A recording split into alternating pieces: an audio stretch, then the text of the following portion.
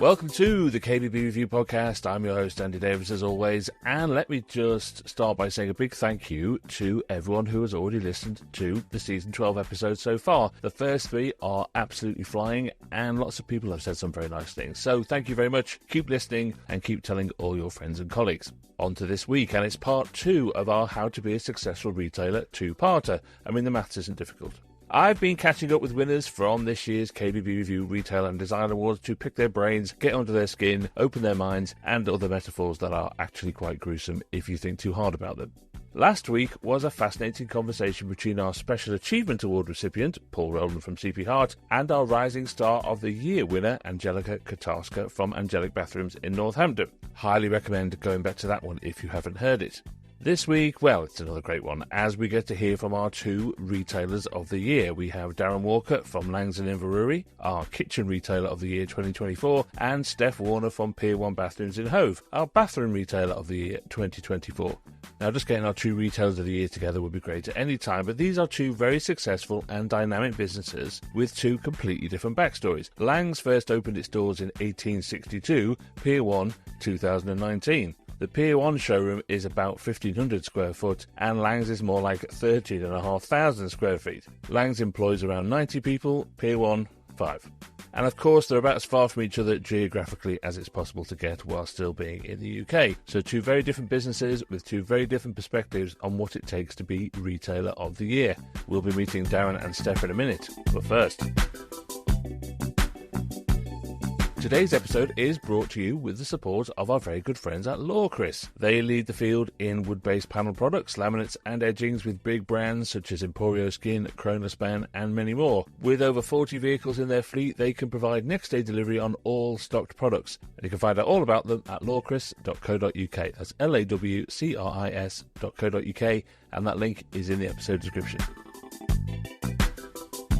So here is Darren Walker and Steph Warner. Good morning to you both. Good morning. Morning. You are coming to us from opposite ends of the country. What's the weather like in Scotland now, Darren? Blue skies and sunny for a change. Oh, don't you give everyone the day off when that happens? We'll probably shoot for the lack of blue sky we've had over the last 6 months, that's for sure. You're down in Brighton, Steph, where it's always sunny. It's always sunny here. Well, look, thank you so much for sparing us a little bit of time. You are our Retailers of the Year. Congratulations to you. Hey, thank you very much. And what's great, I think, this year is there's such a massive contrast between your 2 businesses, not just geographically, as I said, but also in the relative sizes and your locations. So I think it'd be really good to get your different perspectives on how we approach different elements of business, right? And I want to start with the thing that people talk to me about the most, which seems to be the biggest problem, and that's finding good people. I want to know how you deal with your people. So, Darren, you employ, nearly 90 people or something like that? Yeah, that's right, yes. So how do you find good people? How do you approach recruitment and managing your people in general? Yes, that's a good question, and it's one of the biggest challenges. Getting staff with experience is very hard, but we're very fortunate that maybe over half our team have been with us over 20 years, 30 years, so we've got a lot of experience. We've taken on 5 modern apprentices in the last 3 years, so they can learn from those with the experience. From time to time, we use agencies as well. Right, and when you've got them, how do you keep them? Well, I think we focus on, making sure the workplace is somewhere that people want to work and enjoy. I think a lot of our staff are proud to work at Laings. Of course, there is a certain amount of staff turnover every year, and you can't help that, but I do tend to find that the staff turnover tends to be those that have been with us less than 5 years. Those that have been here longer tend to stay. And how about the quality of people that come to you when you do have a vacancy? Is it easy to find skilled people that you need? No, it's not easy to find skilled people, definitely not. And whether it's tradesmen, designers, administration, any role, we do focus on training and, regularly like reviews, mentoring from experienced staff. So we try various things. If a trainee designer applies, then we've got a design pack that we would send out. So before they qualify for an interview, we would be putting them to the test. So there's certain things like that just to filter out, making sure we're interviewing the right people. And a lot of that strategy, technique, call it what you will, has come over years of experience as well, hasn't it? It's very much built up into a significant part of how you run your business. Definitely, yes. So, Steph, let's contrast that with you, because you started in, 2019? Yeah. How did you start putting a team of people together, and how easy stroke hard was that? Well, I think a bit of luck was involved. You know, we put adverts out in the usual way. We were familiar with a few reps in the area, so we spoke to them because they often have a view of people that are looking to move or things like that. And I think our kind of most important move was stumbling on Rosie, who's our showroom manager. She's been with us since the start, and then we've built the team from there. So our approach to finding new people has been quite a local approach. I mean, we do put adverts out locally, and like I say, some of it's been luck, just, you know, the right people have approached us. We do have quite a careful, not long vetting process, but we definitely, you know, we'll go through several interviews, we'll set tasks for people to complete. The new person will meet the whole team just to make sure that they're a good fit. 'Cause obviously with such a small team, you want it to be a well-gelled team. And we've just been really lucky. We've had a couple, our most recent joiner is a new designer, and she'd kind of heard about us, and then she heard on the grapevine that the job had come up, and so she approached us. So it's quite nice that we've managed to, I suppose, build a bit of a reputation where people want to join. Yeah, it's quite a focused, personal approach that we use. I find it really interesting because, Darren, obviously you were born into the Laings dynasty. Your dad run it for decades, obviously. It's been in the family for 160-odd years. You were born into this. You don't know any different, if you know what I mean. And that brings with it an enormous amount of experience and gut instinct on what works and what doesn't. Steph, yours is slightly different because you and your husband didn't have a bathroom background at all, did you? You effectively were part-time almost. Yeah, we've both come from very different professions. I'm a psychologist. He works in the energy industry. But we wanted to build a business locally in Brighton, and Angus's brother is in the industry, and so he helped us. But part of it is luck, because it always is, I think, with business. But, you know, we've put our two heads together with our different perspectives, and I think particularly the psychology perspective, I really have had a focus on the importance of people and the importance of people being happy and rewarding them. So I think that's probably helped. But yeah, we've not come from the bathroom industry, but we've somehow managed to make it work. And Darren, how does that weight of history sit on your shoulders when it comes to the people that you hire? Do you think that long story, that reputation makes you realise whether somebody fits or not? I think that's correct, Andrew. It's just a gut feeling. We've got a way of working here, you know, the Laings way, and some people might fit into that and some people maybe wouldn't. Like integrity is very important as well. Just, you know, if something's not right, we have to put it right, and, you know, honesty and things like that is all very important. I think what you both share is a very clear vision of what your business is and what it stands for and what its values are. And I think when companies have that, they find recruitment much easier because they can tell when people fit into that or not. Yeah, I do think that's right. We always know what we're looking for and what kind of person will fit with the team. And we've had a lot of excellent people approach us or respond to our adverts, and we might interview them, and we know that they're great, but we know that they're just not the right ones for the brand and for the company that we are. So yeah, we do have a clear idea of who we are and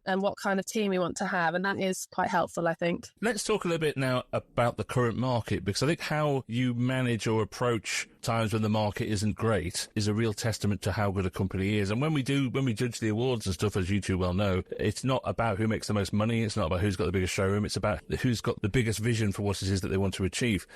Darren, how about you? How are you reading the market at the moment? The market's very tough. Quite a lot of what we do is in the contract side, and the new houses market has been tough for a number of months now. It probably tapered down since last summer. But we do think that it's coming back and it'll be stronger again later in the year, but that's had a big impact. The private side is up and down. You know, you have a couple of poor months and then a strong month. So yeah, the market it's far from where it was over the last 3 years, but I think there is signs of recovery, and I think later in the year it'll be stronger again. For a company your size, you've got to keep the volume coming in, haven't you?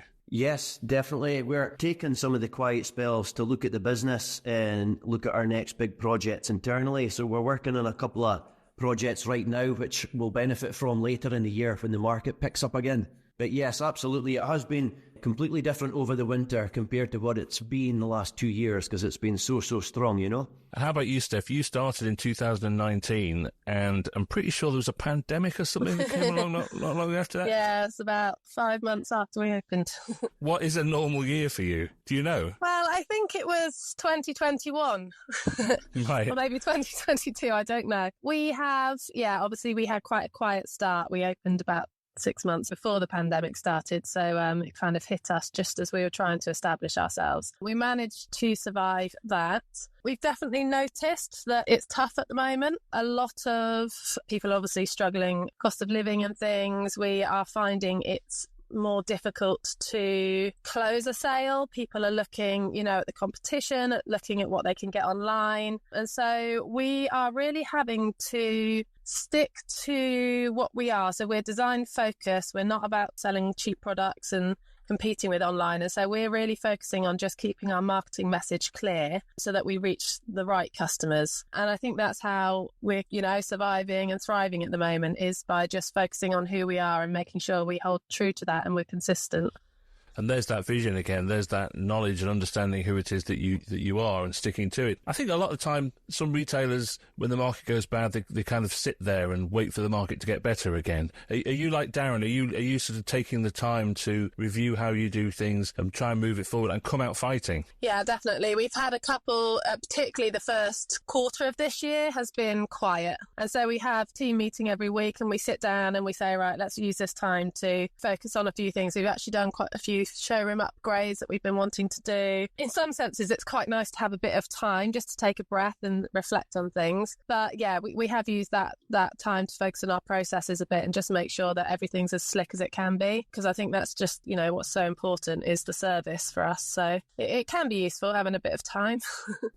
One of the things that always fascinates me about Laings, Darren, is when we do our awards, and you've figured in these awards for many years, but it's always worth reiterating that it is Retailer of the Year. And one of the briefs to the judges is we've got to look at what you've done in the past 12 months. It's not what you've done in the previous 160 years. And your company is always moving forward. There's always a forward momentum about it. Is that something you're very conscious of? Well, we try to be, but to be honest, I often feel like we're taking too long to move forward with some of the things we're trying to move forward with. But it's funny when you actually rewind back a year and look at the year, then sometimes you think, oh, actually, that is quite a lot. But sometimes it feels like you're running through treacle and things are taking too long. But then when you look back the 12 months and summarise, you think, oh, actually, that's not bad, But yeah, we do try to keep improving in what we do. I think we're always just focused on areas we need to improve on. I think it has to be that way. Because it must be hard for you, a company your size, to maintain a level of agility. Like Steph, for example, there's 5 of them. If she decides something's going to happen tomorrow, she can make it happen. It must be much more difficult for you to be that flexible. It can take time to get things moving and get everyone on board, because if there's an idea or something new, you need everyone on board, and then sometimes it can take time for it to really start working, whatever it is, before it goes through all the channels. And how do you do that? What is your process to make sure everyone is on board? How do you do it? Well, like similar to Steph, we have regular meetings. So we have board meetings, we'll have management meetings, and each team within the business will have a weekly meeting. That's how everything's communicated. But there's other ways as well. We can have events and training sessions and things like that. But when you are trying to change something or there's an idea, you really need everyone invested in it, or it's not going to work and it's not going to happen. So, Steph, let's talk a little bit about reputation, because that is the independent retailer's USP. They have this incredible reputation with their customers who can keep coming back. They send their family along. This recommendation thing is a huge part of the business. You're relatively new. How have you gone about building up a reputation and maintaining it?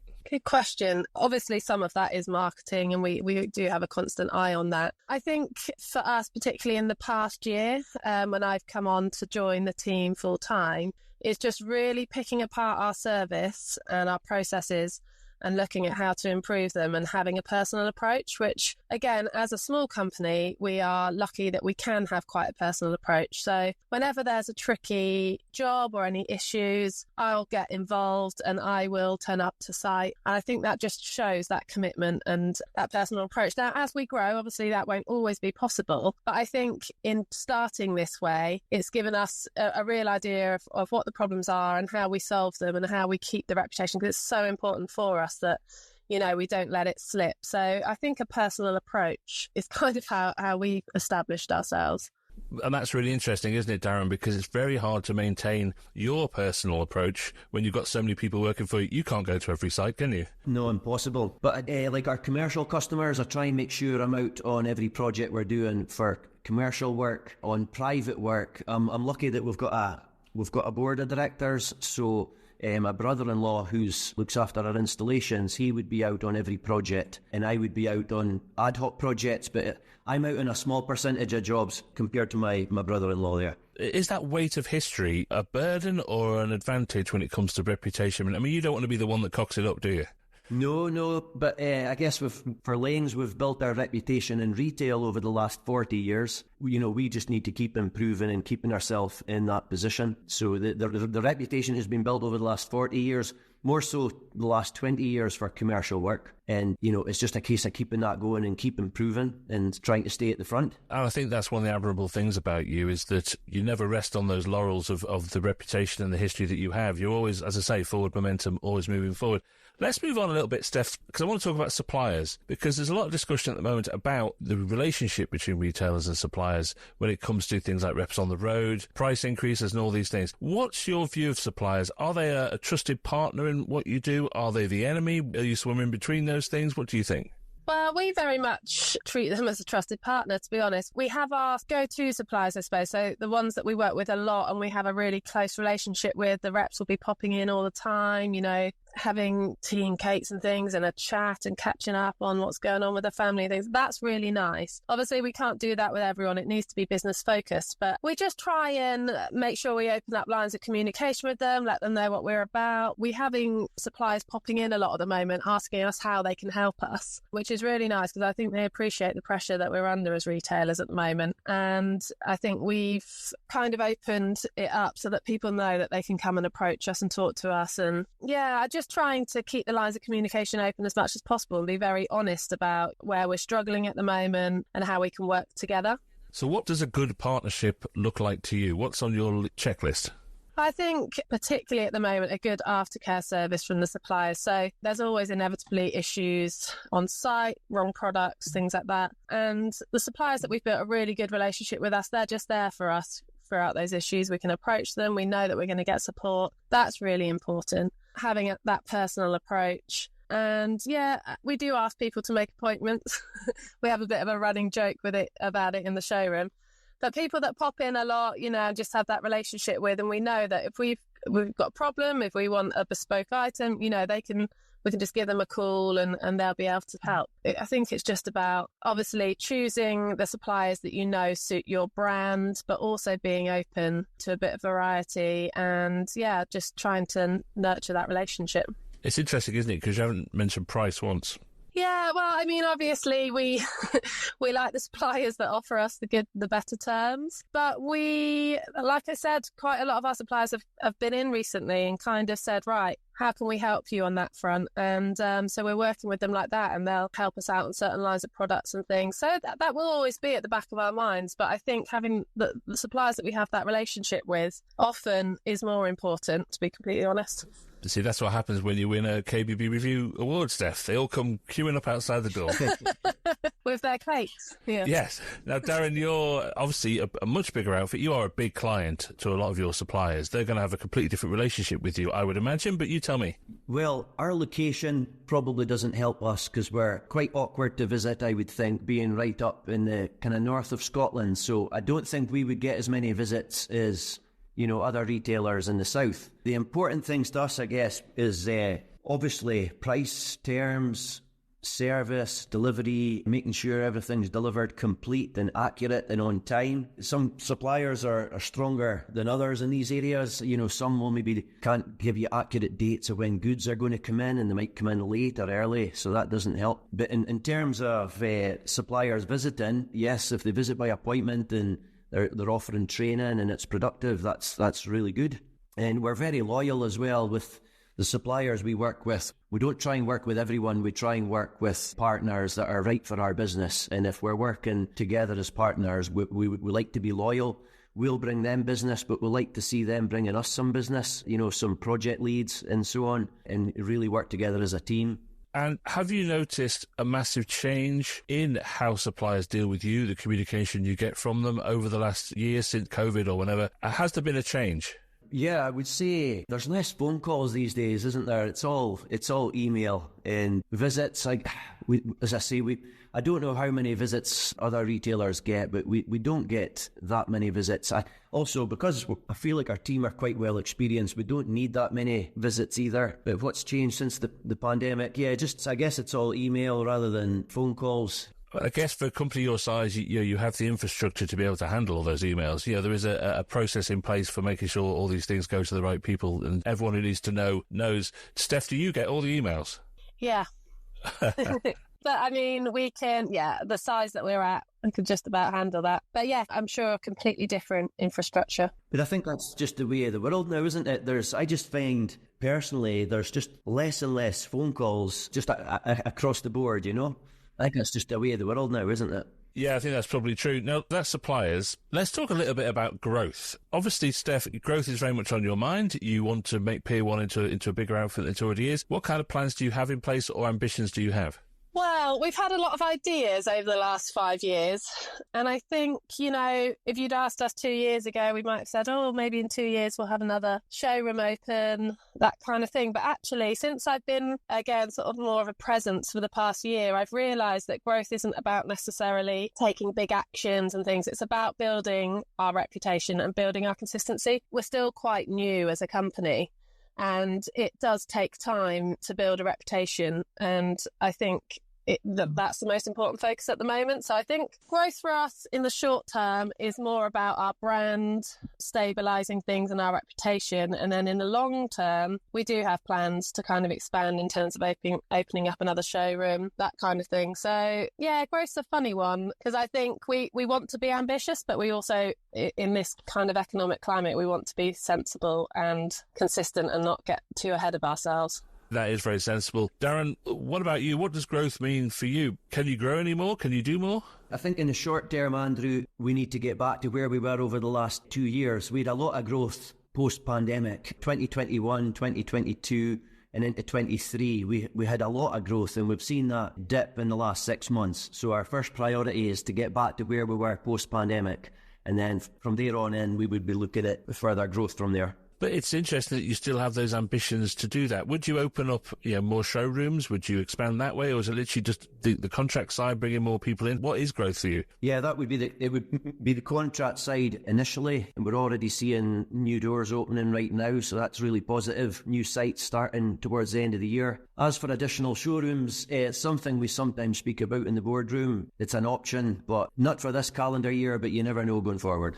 Well, you could go international, Darren, and do one south of the border. That's what my son was mentioning the other day, so I'll maybe leave it to him.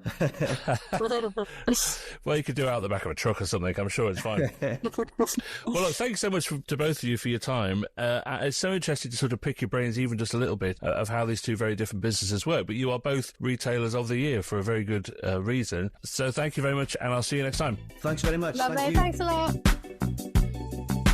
That was Darren Walker from Laings and Steph Warner from Pier1 Bathrooms. Thank you to them both for their time. They're two very different businesses, but it's fascinating to hear where they overlap when it comes to the fundamentals of running a KBB showroom. So I hope you got a lot out of that. I know I did. Now we'll be back next week with something completely different, a special look at one of the biggest issues affecting so many fitters and installers. Is it apprenticeships? Is it skill shortages? No. It's getting their tools nicked from their vans. Understanding just what a big issue it is has been absolutely eye-opening for me, so you can hear all about it in next week's episode. Big thanks, of course, to Lawcris for their support in this week's episode. You can find out all about them at lawcris.co.uk, and the link is in the episode description.